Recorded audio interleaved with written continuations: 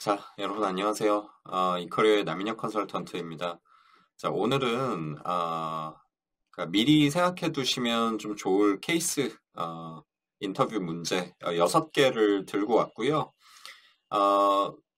최근 실제 출시됐던 케이스 문제들이에요. 그래서 이제 여러분들께서 인터뷰를 앞두고 계신 분들은 특히 이제 미리 생각을 좀 해보시라고 제가 들고 왔고, 특히 오늘 여러분들이 이제 보실 6개 문제는 조금 특이한 문제들이에요.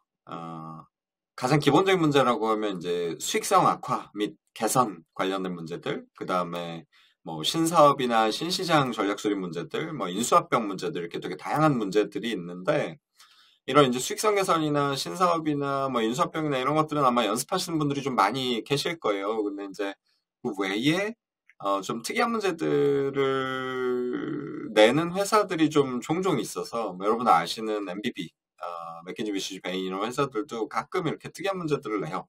뭐 여전히 전형적인 문제들이 조금 많긴 하지만 좀 어떤 문제들을 생각해 보시면 좋을지를 같이 말씀을 좀 나눠 보려고 합니다.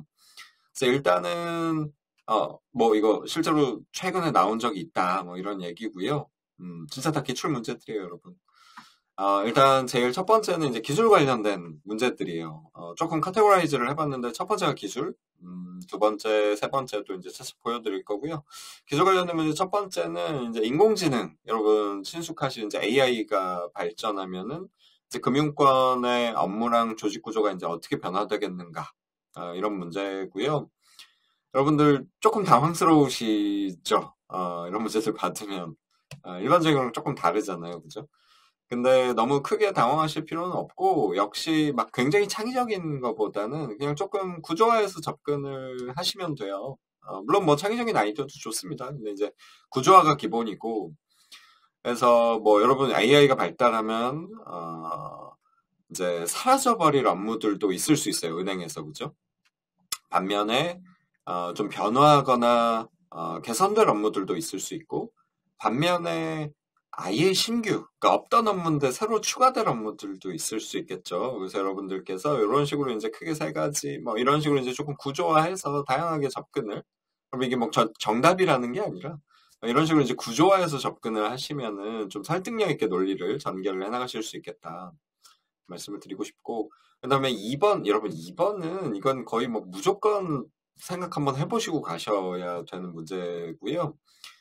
여러분 뭐 최근에 이제 빠르게 성장하고 있는 전기차 시장 관련해서 성장 전망에 대한 문제들이 자주 나왔었어요. 그래서 뭐 성장하겠죠, 그죠, 여러분? 성장할 건데 어떤 요인들이, 어떤 소위 이제 growth driver들이, 어떤 드라이버들이 이제 성장을 촉진하거나 이제 저해하겠냐 이런 문제들이고요. 뭐 여러분들 뭐 생각하실 수 있는 그런 뭐 충전 인프라나 이런 것들도 있을 거고, 각종 레귤레이션들, 그죠? 또는 이제 오일 프라이스, 여러분 뭐 휘발유 가격이 싸지면 그냥 휘발유 차 타고 다니면 되잖아요, 그죠? 그래서 이제 이런 여러 가지 요인들을 생각을 좀 많이 해보시고, 또 구조화해서 스트럭처링해서 생각을 좀 해보시는 거를 권장을 좀 드리고 싶어요. 자, 그 다음에 이제 사회문화 관련된 주제는 첫 번째는 지금 이제 코로나 관련해서 유통업에 어떤 변화가 일어날까 이런 문제가 나와 있죠. 여러분 문제 받으면 문제 정의부터 하는 거 중요한 거 아시죠? 유통업이라는 것부터 정의를 좀 해야 될 거예요. 그래서 이게 뭐 오프라인, 온라인 다 포괄하는 유통업인지, 뭐 대형 종합 유통업인지, 아니면 뭐 마켓컬리 같은 그런 어떤 특정 뭐 식품군이라든지 이런 특정 카테고리만 취급하는 그런 유통업인지 이런 것들을 좀 정의하시고, 여러분들 또 어떤 분들은 물류랑 유통을 또 헷갈리시는데, 물류업은 로지스틱스, 유통업은 디스트리뷰션이죠. 리테일이나 이런 거. 그래서 클리어하게 문제를 이해하시고 이제 어떤 변화가 일어날지 이런 것들을 생각을 해보시는 문제고요. 뭐 밸류 체인이나 이런 걸 좀 생각을 해보시면 좋겠죠. 자, 그 다음 문제는 이제 코로나 이후에 엔터테인먼트 회사들, 여러분 뭐 SM, JYP, 뭐 빅히트 이런 엔터테인먼트 회사들 있잖아요. 전략이 어떻게 달라져야 되는가? 여러분들 주된 이 엔터테인먼트 수익 구조, 뭐 여러 가지 상품 판매나 이런 것도 있겠지만 콘서트 티켓 판매 수익 있잖아요, 그죠? 근데 이제 코로나 때문에 이런 거 콘서트 열거나 해외 투어하거나 이런 거 이제 어려워질 거란 말이에요. 그래서 이제 어떻게 하면 엔터테인먼트 회사들이 이런 위기를 극복을 하고 성장할 수 있겠냐, 이런 것들 생각을 좀 해보시면 좋겠다. 그리고 이제 정치 관련 주제라고 돼 있는데, 뭐 일단 5번 보시면 한인 해저 터널 얘기가 나와 있어요. 여러분, 이런 정치적인 문제들은 이제 좀 뭐 찬반에 대해서는 조금 민감할 수 있기 때문에 여쭤보진 않고요. 찬반보다도 한일 해저 터널, 이제 한국과 일본 연결하는 이런 해저 터널이 생긴다고 하면 우리나라 입장에서 예상할 수 있는 장단점에는 어떤 것들이 있겠느냐, 이런 거를 이제 따져보는 거죠. 장점은 뭐가 있고 단점은 뭐가 있고, 또 만약에 시간이 된다면 이런 것들을 수치화, 계량화, 소위 여러분들 게스티메이션이라고 많이들 얘기하시는, 예를 들면 뭐 통행량이 연간 어느 정도 되겠느냐, 이게 뭐 승용차들도 통행할 거고, 뭐 산업용의 그런 트럭이나 이런 이동도 있을 수 있고, 그래서 이런 것들을 예측해보는 그런 수치화된 문제로 연결이 될 수 있어요. 그래서 한번 생각해 보시면 좋겠고요. 그 다음에 이제 6번 같은 경우는 국민의 안정적인 노후 생활을 위해서 정부가 할 수 있는 것들은 어떤 것들이 있겠냐. 안정적인 노후 생활. 이거부터 정의 좀 해야 되겠죠. 여러 가지 있을 수 있는, 뭐 건강도 있을 수 있고, 뭐 여러 가지. 그 중에서 이제 아무래도 좀 재무적인 부분 생각을 좀 해보시면 좋겠어요. 그래서 정부가 이렇게 뭐 보조금을 직접적으로 지급을 하거나 뭐 이런 것들도 있을 수 있겠죠. 일부 계층에게는.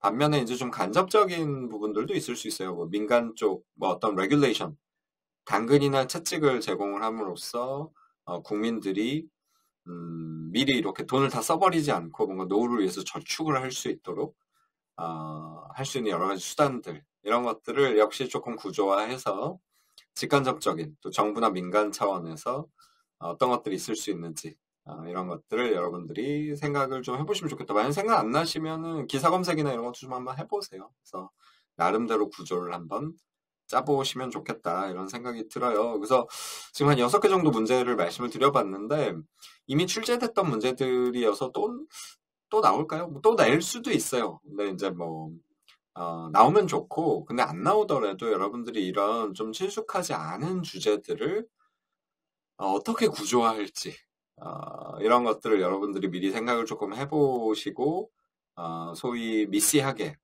MEC하게, 그러니까 뭔가 누락이나 어떤 중복 없이 좀 체계적으로 정리하는 그런 연습을 좀 해보시면, 실제로 케이스 인터뷰에서 좀 당황스러운 주제의 토픽들의 문제들이 나왔다 할 때도 여러분들께서 크게 당황하지 않고 설득력 있는 접근을 하실 수 있는 그런 힘이 좀 생기시지 않을까 생각을 해봅니다. 그래서 꼭 한번 인터뷰 앞두고 계신 분들은, 또는 너무 전형적인 문제에 좀 지치신 분들은 생각을 꼭 한번 해보시면 좋겠어요. 그래서 오늘 영상은 여기까지 하도록 하겠고요. 도움 되시는 분들은 제가 앞으로 이제 좀 자주 찍어 올릴 생각이니까 구독이나 좋아요 해두시고, 영상 뜰 때마다 케이스 인터뷰 관련해서 좀 봐두시면은 아마 합격에 도움이 되시지 않을까 생각합니다. 네, 감사합니다. 다음에 또 뵙도록 할게요.